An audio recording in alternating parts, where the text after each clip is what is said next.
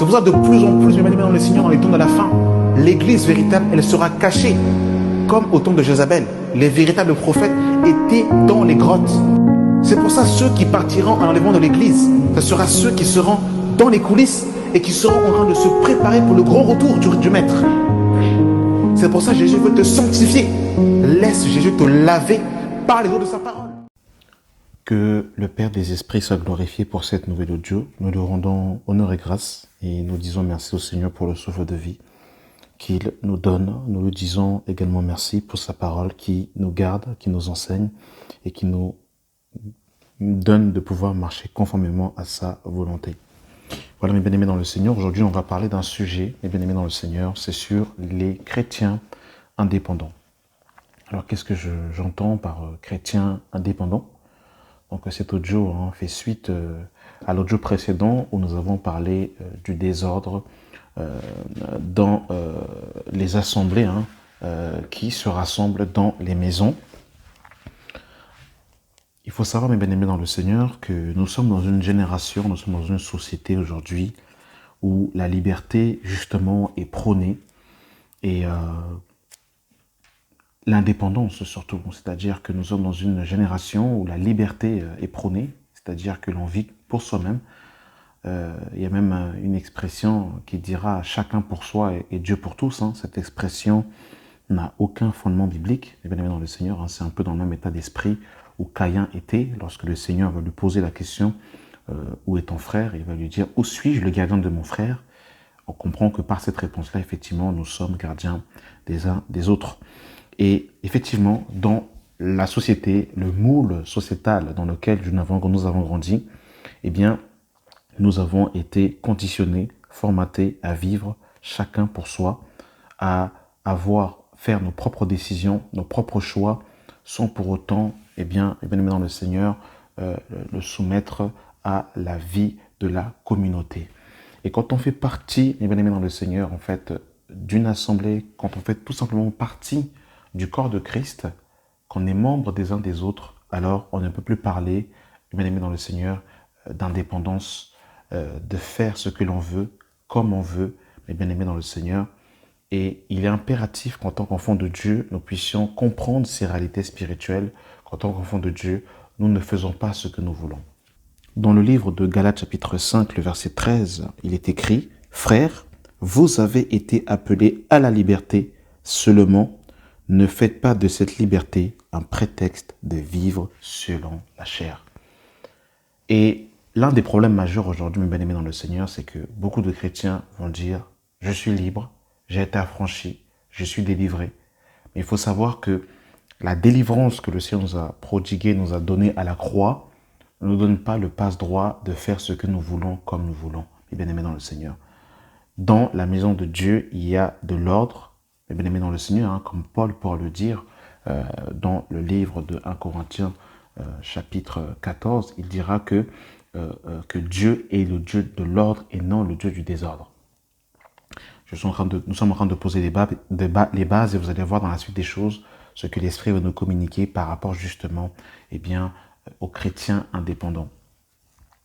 Nous sommes également nés dans une société aussi, mes bien-aimés dans le Seigneur, où voilà, à 18 ans, tu es libre de faire ce que tu veux. Tes parents n'ont plus le droit de te dire ce qu'ils veulent. À partir du moment où tu travailles, où tu as un salaire, où tu as un compte bancaire, tu fais déjà ce que tu veux.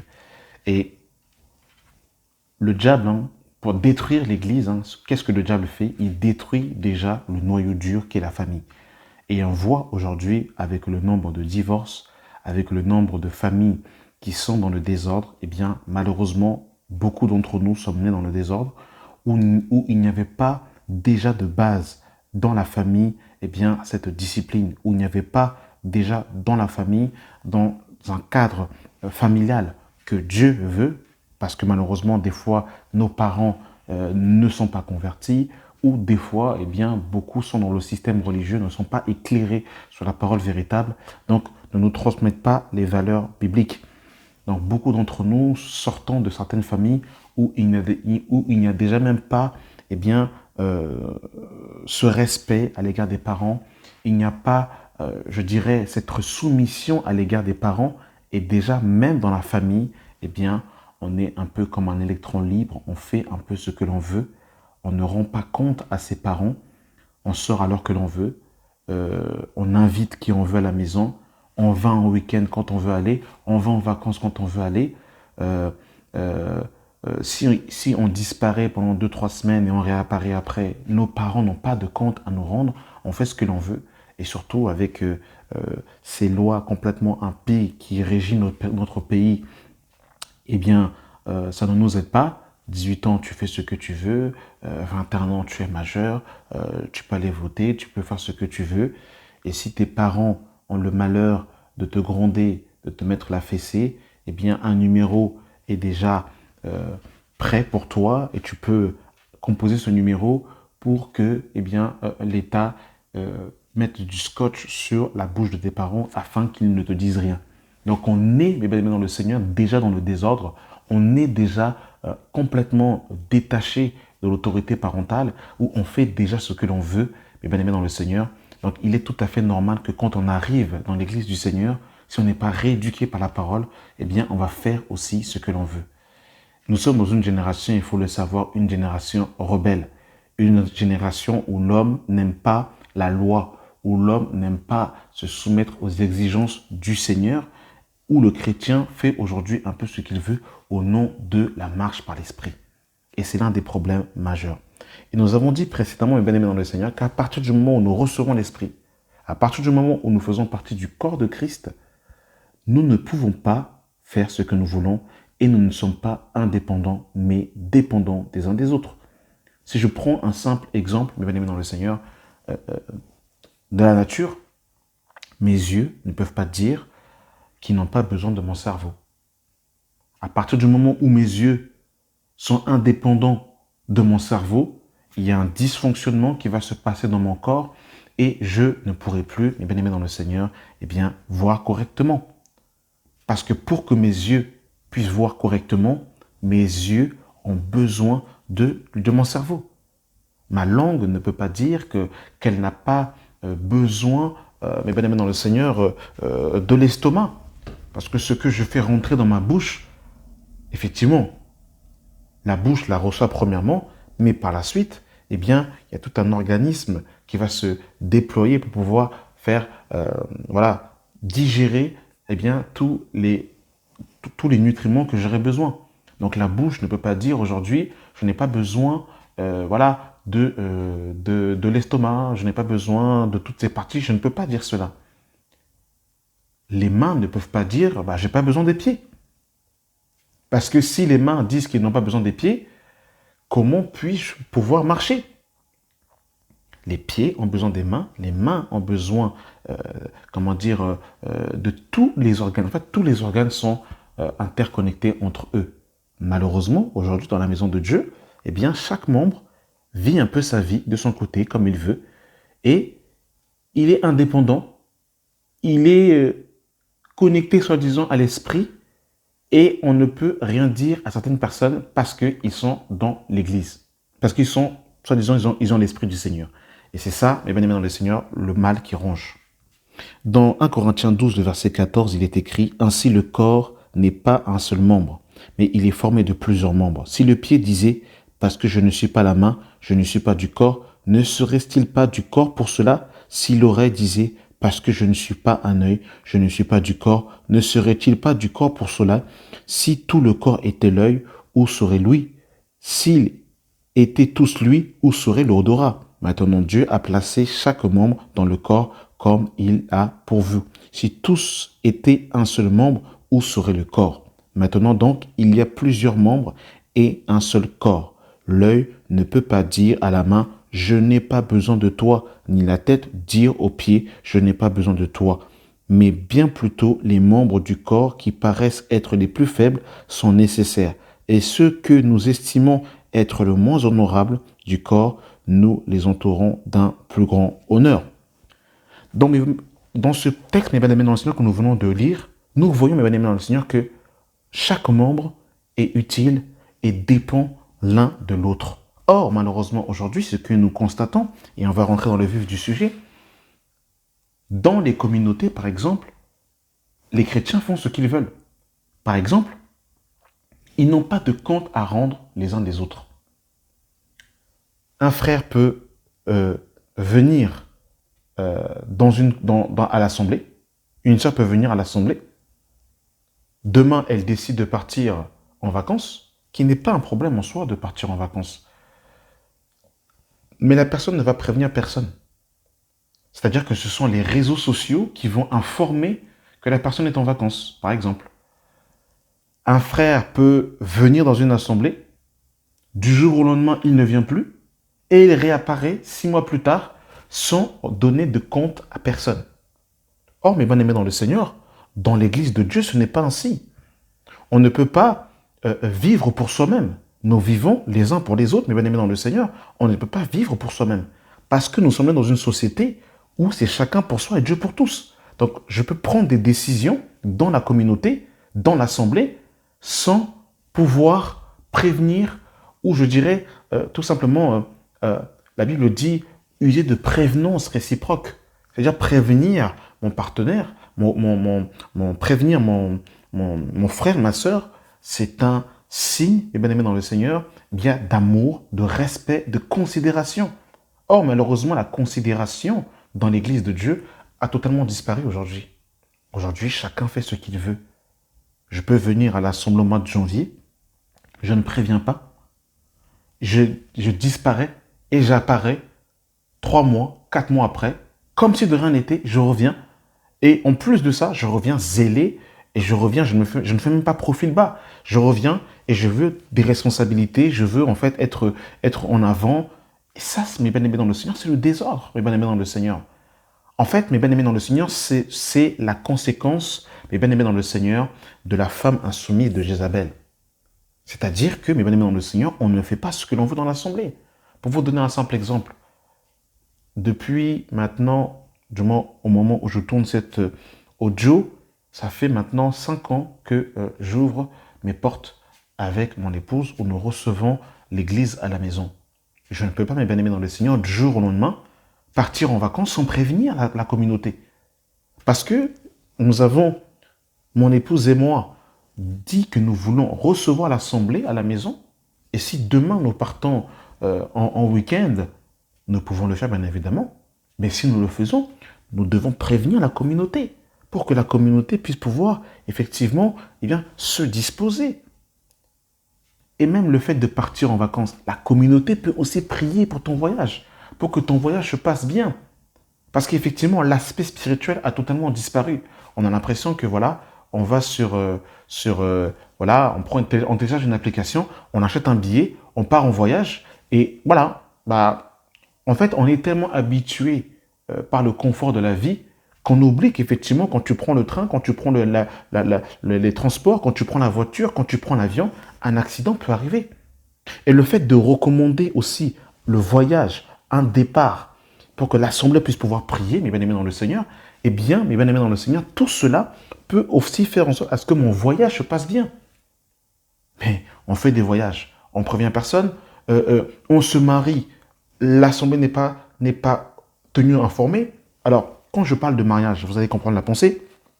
Effectivement, quand un frère rencontre une sœur, au début, les deux eux-mêmes ne sont pas totalement sûrs que c'est la bonne, donc ils vont mettre ça en prière, etc., etc.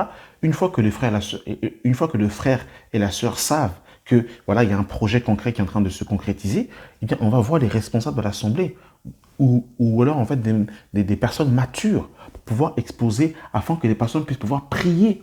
Or, ce qui se passe aujourd'hui, c'est que les gens se mettent ensemble, ils testent, ils se goûtent, et quand ils voient effectivement que ça ne va pas, ils se séparent.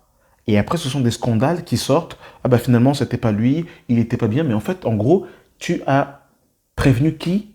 Tu as demandé conseil à qui? Tu as prié avec qui? Les gens font ce qu'ils veulent, malheureusement. Des histoires en amourette qui se font dans les coulisses. Des réunions secrètes qui se font sans que des responsables soient au courant. En fait, les gens font ce qu'ils veulent. Il n'y a pas cette notion de prévenance, il n'y a pas cette notion, mes bien-aimés dans le Seigneur, d'avertir l'autre. Il y a un exemple concret, c'est que le Créateur du ciel et de la terre, lui qui n'a de compte à rendre à personne, au moment où il a l'intention de détruire Sodome et Gomorrhe, il dira cacherai-je à mon serviteur ce que je ferai? Donc, il va révéler à Abraham ce qu'il comptait faire dans la destruction, et bien aimé dans le Seigneur, de Sodome et Gomorrhe. Aujourd'hui, nous, il n'y a plus cet aspect. Chacun fait ce qu'il veut. Je veux me mettre en couple, je me mets en couple, on est au courant de rien, et après, scandale ressort. Je disparais de la communauté, il est possible effectivement que des fois, pour des raisons voilà, diverses, on peut être absent pendant un certain temps, effectivement, mais au moins je prends le temps et la peine de pouvoir expliquer ma situation. J'explique ma situation. Et on est dans une génération aujourd'hui d'électrons libres. Les gens font ce qu'ils veulent. Et on ne peut pas leur dire de ne pas faire ça. Tu ne dois surtout pas leur dire. Tu ne dois surtout rien leur dire. Ils font ce qu'ils veulent. Aujourd'hui, ils sont dans cette assemblée. Demain, ils sont dans une autre assemblée. Mais tu ne peux rien dire. Les gens font ce qu'ils veulent, font ce qu'ils veulent parce que c'est l'esprit, parce que c'est le royaume. Et c'est une génération, bien aimée dans le Seigneur, où on fait ce que l'on veut. Et c'est pour cette raison aussi que les foyers ne fonctionnent pas. Parce que chacun fait ce qu'il veut. Chacun vit pour lui. Chacun prend des décisions comme il veut. Or, quand on est dans une communauté et qu'on pose un acte, eh bien, l'acte que je veux poser a aussi un incident sur toute la communauté. Parce que dans une communauté, chaque frère et sœur a son apport.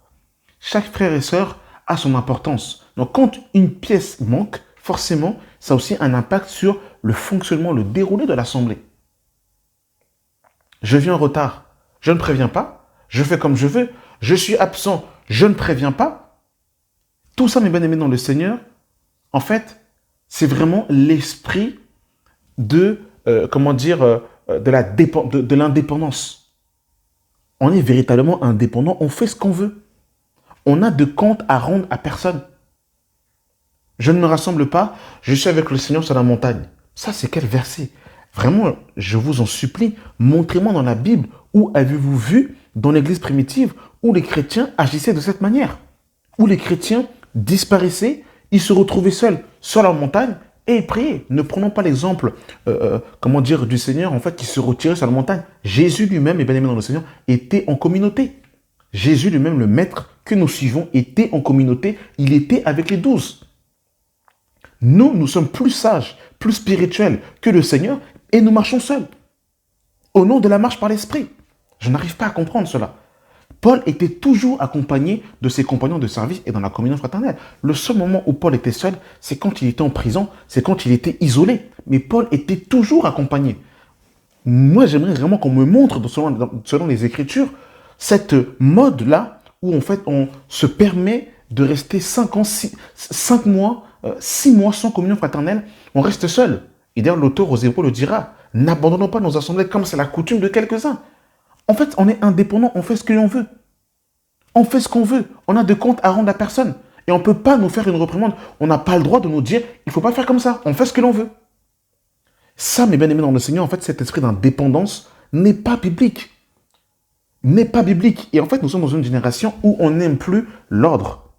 Quand on va au travail, nous avons des supérieurs hiérarchiques. Ça ne nous pose aucun problème. Au travail, nous avons, des responsables. Il y a aussi le responsable qui a lui aussi son directeur, ainsi de suite. Ça ne nous pose aucun problème. Dans le monde physique que nous voyons, si nous parlons par exemple de la politique, on voit qu'il y a le président, il y a le premier ministre, il y a le ministre de l'Intérieur, etc., etc. Plusieurs ministres sont établis. Et on nous trouve ça normal, ça ne pose aucun problème. Lorsque mon responsable me prend dans le bureau pour me faire une reprimande parce que je suis arrivé en retard, c'est tout à fait normal. Mais quand dans l'église, maintenant, Dieu a établi les 5 ministères, ça pose un problème. Quand dans la maison de Dieu, Dieu établit les anciens, ça pose un problème. Quand dans la maison de Dieu, Dieu établit des femmes âgées, des femmes matures, des mamans, ça pose un problème. Quand ces derniers veulent mettre des bornes, veulent mettre des limites, ça pose un problème. On voit qu'il y a vraiment un problème, mais bien aimé dans le Seigneur, en fait, de soumission.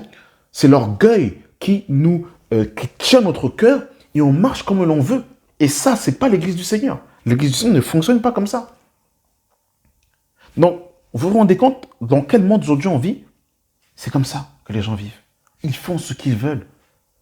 Ils créent des groupes, ils font des réunions, personne n'est au courant. comment dire, ils s'invitent entre eux. En fait, voilà, on fait ce que l'on veut. Il n'y a pas cette considération, il n'y a pas, je dirais, voilà, cette réciprocité, voilà, aux yeux de prévenance réciproque, on fait ce qu'on veut. On fait ce qu'on veut. On fait ce qu'on veut. La réunion commence à midi, je peux arriver à 15 heures, mais je ne préviens personne. Et quand j'arrive, tu ne dois surtout pas me dire que je suis arrivé en retard. En fait, nous vivons pour nous-mêmes. Nous sommes remplis d'orgueil. Nous sommes imbus de nous-mêmes, mais bien-aimés dans le Seigneur. Et ça, c'est pas l'esprit du Seigneur. On ne fait pas ce que l'on veut dans la maison de Dieu. On ne vit pas pour soi-même. On est dépendants les uns des autres. On est dépendants les uns des autres. Comment voulons-nous, mes bien-aimés dans le Seigneur, qu'avec de tels comportements, la gloire de Dieu puisse pouvoir se manifester? Il n'y a pas de discipline, il n'y a pas de rigueur. Je fais ce que je veux. Ça, c'est l'introduction du monde dans l'Église. Je vous dis. Que Dieu nous vienne en aide, mes bien-aimés dans le Seigneur. Que Dieu nous vienne en aide. Nous avons besoin de la grâce de Dieu. Nous avons besoin de la grâce de Dieu. Parce que nous ne pouvons pas, mes bien-aimés dans le Seigneur, bâtir l'Église du Seigneur avec de tels comportements, avec de tels agissements. C'est pas possible.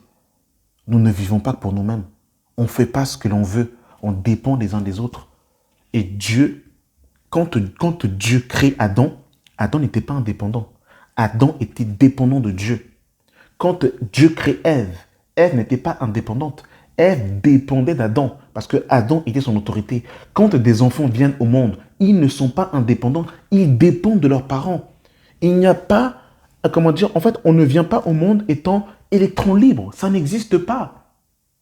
Il y a toujours une autorité que Dieu a placée. Quand une femme vient au monde, elle est sous l'autorité de son père, et quand elle se marie, elle est sous l'autorité de son mari. Et l'homme, lui, est sous l'autorité de Christ. Comme il est si bien dit dans 1 Corinthiens chapitre 11. Donc il n'y a pas de dépendance. Même un homme marié ne fait pas ce qu'il veut, il dépend de Christ, dont Christ est sa tête et son chef. On ne fait pas ce que l'on veut, mes bien-aimés dans le Seigneur. Mais aujourd'hui, mes bien-aimés dans le Seigneur, nous sommes indépendants. On fait ce que l'on veut. Les responsables ne peuvent rien me dire. Lisez Actes des Apôtres. Regardez comment ça se passait dans la Bible. Même pour, comment dire, en fait, des déplacements. Quand un serviteur de Dieu était envoyé dans une assemblée, il n'allait pas comme il voulait. On peut le lire dans la Bible. Mais aujourd'hui, on ne lit pas la Bible. C'est ça le problème. On ne lit pas les Écritures. Ou si on lit les Écritures, on veut l'Écriture modernisée, selon 2023. Mais selon les Écritures, il n'en est pas ainsi. Si par exemple nous prenons Acte 13 à partir du verset 1, on nous dit « Il y avait dans l'église d'Antioche des prophètes et des docteurs, Barnabas, Simeon, appelé Niger de Lucius de Cyrène, Manaën, qui avait été élevé avec Hérode le tétrarque, et Saul, pendant qu'il servait le Seigneur dans le ministère et qu'il jeûnait, le Saint-Esprit dit « Mettez-moi à part Barnabas et Saul pour l'œuvre à laquelle je les ai appelés. » Alors, après avoir jeûné et prié, ils leur imposèrent les mains et les laissa partir. Donc on voit ici, mes bien-aimés dans le Seigneur, par rapport déjà à une œuvre ministérielle ici, Paul et Barnabas ne se sont pas levés un matin, ils ont dit, bon, écoutez les frères, bon Dieu m'envoie ici, ils partent comme ça. Non, la communauté les a accompagnés par la prière. Donc oui, effectivement, nous voyons dans Actes des Apôtres la puissance qui s'est maniée au travers les mains de Paul, mais en préambule, l'Assemblée a béni son ministère en priant pour lui pour qu'il parte avec la bénédiction. Aujourd'hui, on peut quitter l'Assemblée comme ça. C'est-à-dire, en fait, en gros, ni vu ni connu, je pars comme ça, je disparais, je ne dis rien, et après, je me retrouve, en fait, sur plusieurs, en fait, sites, je suis à gauche, je suis à droite, mais c'est le désordre, tout ça. Les chrétiens sont indépendants, ils font ce qu'ils veulent. Ils ne rendent des comptes à personne, au nom de l'Esprit. Ça, c'est un désordre sans précédent. Dans Acte 15, il va avoir justement la question de la circoncision qui va se poser. Comment il fallait considérer les non-circoncis dans l'église de Dieu. Un concile va avoir lieu, les apôtres vont traiter, ils vont trancher. Et regardez, mes bien-aimés, dans le livre de Acte 15, à partir du verset 22. Alors il parut bon aux apôtres et aux anciens et à toute l'église de choisir parmi eux et d'envoyer à Antioche avec Paul et Barnabas, Jude appelé Barnabas et Silas, hommes considérés entre les frères.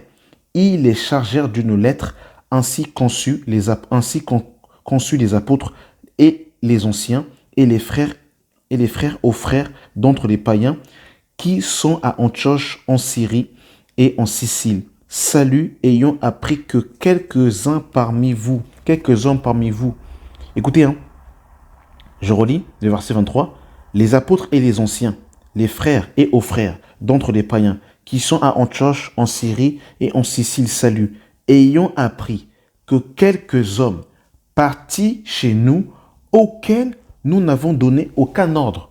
Parce qu'en fait, ce qui va se passer, dans Acte 15, verset 1, on nous dit « Quelques hommes venus de la Judée ont enseigné les frères en disant « Si vous n'êtes circoncis selon le rite de Moïse, vous ne pouvez être sauvés. » Donc, les apôtres n'avaient pas envoyé ces hommes-là. Et là, les apôtres vont dire « Ayant appris que quelques hommes partis de chez nous, auxquels nous n'avons donné aucun ordre, vous ont troublés par leur discours et ont ébranlé vos âmes en disant qu'il faut être circoncis et garder la loi. Nous avons jugé à propos, après être réunis tous ensemble, de choisir des délégués et de vous les envoyer en nos bien-aimés Barnabas et Saul, ces hommes qui ont exposé leur vie pour le nom du Seigneur Jésus-Christ. Nous avons donc envoyé Jude et Silas qui vous annonceront de bouche les mêmes choses. Donc on voit, mes bien-aimés dans le Seigneur, ici que même les serviteurs de Dieu se déplaçaient, ne se déplaçaient pas comme ils veulent, comme le vent, c'est le vent, je fais. Non, en fait, on voit qu'il y avait en fait une harmonie quand ils envoyaient. Aujourd'hui, on fait ce que l'on veut aujourd'hui. On se dépasse comme on veut. Quand on lit Acte 8 rapidement, Philippe va descendre en Samarie, il va annoncer l'évangile. Et au verset 12 de Acte 8, on nous dit, mais quand il eut cru, donc là on nous parle justement vous allez voir, mais quand il eut cru à Philippe, qui leur annonça la bonne nouvelle du royaume de Dieu et du Seigneur Jésus-Christ, hommes et femmes se firent baptiser. Simon lui-même crut, et après avoir été baptisé, il ne quittait plus Philippe, et il voyait avec étonnement les miracles et les grands prodiges qui s'opéraient. Les apôtres qui étaient à Jérusalem, ayant appris que la Samarie avait reçu la parole, y envoyèrent Pierre et Jean. Donc Pierre et Jean ne vont pas se déplacer comme ça au nom de la marche par l'esprit, au nom du vent de l'esprit. Voyez-vous, mais bien même la structure, l'ordre dans la maison de Dieu, il n'y a pas ça aujourd'hui. On s'en va tout seul. On entend que là-bas, en fait, en gros, il y a un truc, on s'en va tout seul. En fait, que Dieu nous aide. Je vous dis vraiment que le Seigneur nous vienne en aide. Quand Étienne va mourir et que les chrétiens, justement, vont se disperser un peu partout, regardez mes bien-aimés dans le Seigneur dans le livre de Acte 11 à partir du verset 22. C'est pour ça que c'est important de lire Actes des Apôtres. Parce que Actes des Apôtres nous donne le modèle de comment se conduire dans l'église de Dieu. Il faut lire, mais le problème c'est qu'on ne lit plus les Écritures. On lit les Naruto, on lit en fait en gros One Piece, tout ça. On lit en fait le BFM, on lit en fait le journal Le Monde. Mais on ne veut plus s'accoutumer au texte biblique. Et c'est pour ça qu'on est totalement dépassé et ignorant de ce que Dieu attend de nous. Alors que nous sommes dans une génération où nous n'avons même pas, surtout nous qui sommes en France, où présentement il n'y a pas la persécution, on n'a pas d'excuses avec Internet. Tout est mis à disposition pour qu'on puisse, si on n'a pas le temps de pouvoir lire, écouter ou même la Bible en audio. On n'a pas d'excuses en vérité. Écoutez, Acte 11, le verset 22. Le bruit en parvint aux oreilles des membres de l'église de Jérusalem. Et ils envoyèrent Barnabas à Antioche. Lorsqu'il fut arrivé et qu'il eut la grâce de Dieu, il se réjouit. Et il les exhorta à rester d'un cœur ferme, attaché au Seigneur. Car il était un homme de bien, plein d'Esprit Saint et de foi. Et une foule assez nombreuse se joignirent au Seigneur. Barnabas se rendit ensuite à Tarse pour chercher Saul, et l'ayant trouvé, il l'amena à Antioche. Donc on voit que Barnabas va être envoyé à Antioche parce que l'église de Jérusalem va entendre qu'il y avait un réveil. Donc l'église de Jérusalem va envoyer Barnabas. Barnabas ne va pas se déplacer comme ça.